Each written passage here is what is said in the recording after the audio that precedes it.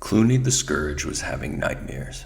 He had laid down in the church mouse's bed for a well-earned rest while his army was going about its allotted tasks. He should have never tried to sleep on an empty stomach, but weariness overcame his hunger. In Clooney's dream, everything was shrouded in a red mist. The cries of his victims rang out as barns blazed and ships floundered on a stormy Red Sea.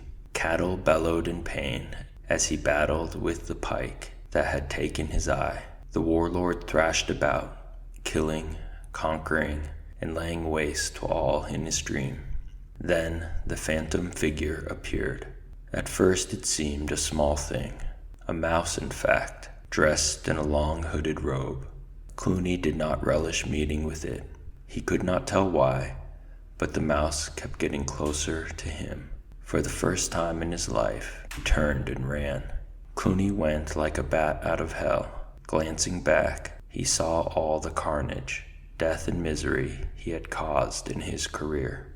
The big rat laughed insanely and ran faster, on, past scenes of desolation and destruction wreaked by him, Clooney the Scourge. Floating through the red mists, he could still see the strange mouse, hard on his heels. Clooney felt himself filled with hatred for the pursuer.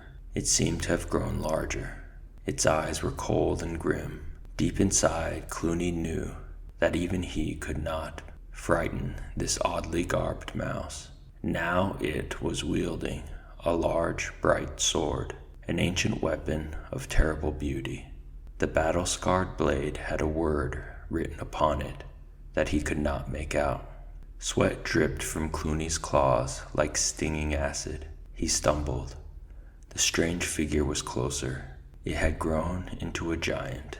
Clooney's lungs felt as if they were bursting. He realized that he had slowed up and the mouse was getting closer. He tried to put on an extra burst of speed, but his legs would not obey.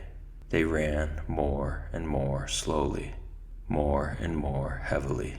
Clooney cursed aloud at his leaden limbs. He saw he was trapped in deep, icy mud. For the first time, he knew the meaning of mindless fear and panic. He turned slowly. Too late. The enemy was upon him. He was rooted helpless to the spot. The avenging mouse swung the sword up high. A million lights flashed from its deadly blade as it struck. Bong! The loud toll of the distant Joseph bell brought Clooney whirling back from the realms of nightmare to cold reality. He shivered, wiping the sweat from his fur with a shaky claw. Saved by the bell. He was puzzled. What did the fearful dream mean?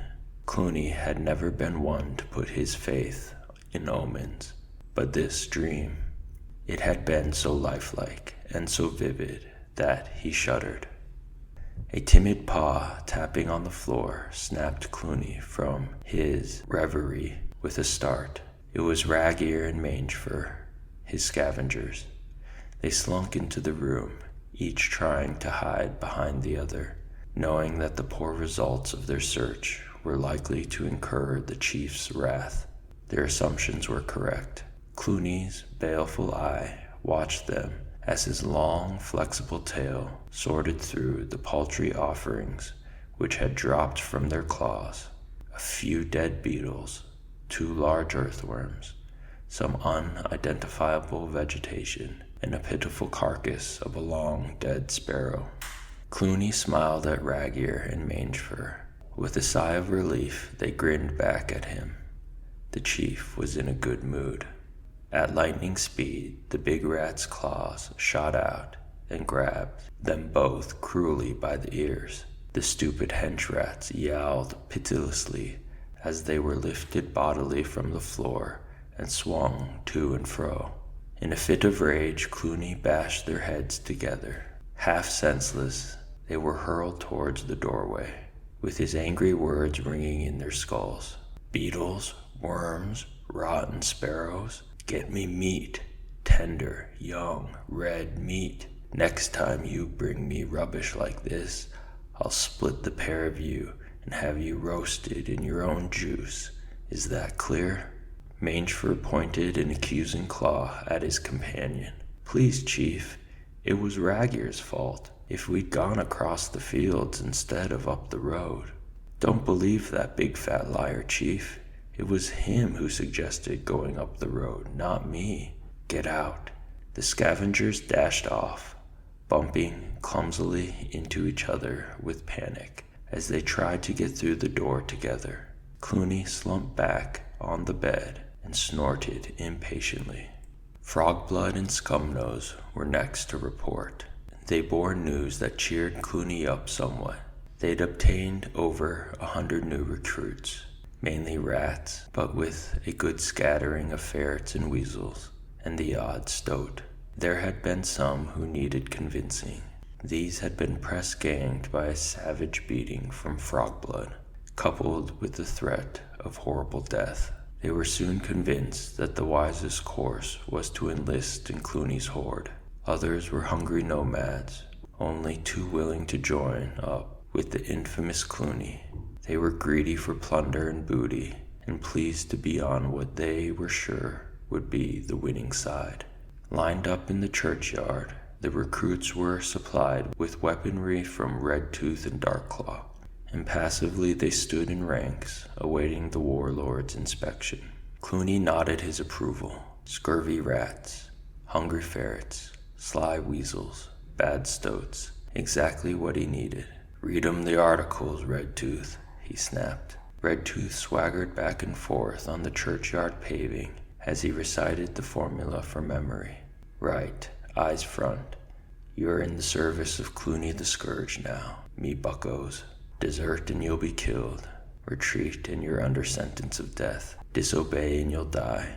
I'm Redtooth, Clooney's #1 rat. You will obey the word of your captains. They take orders from me. I take orders from Clooney. Remember that.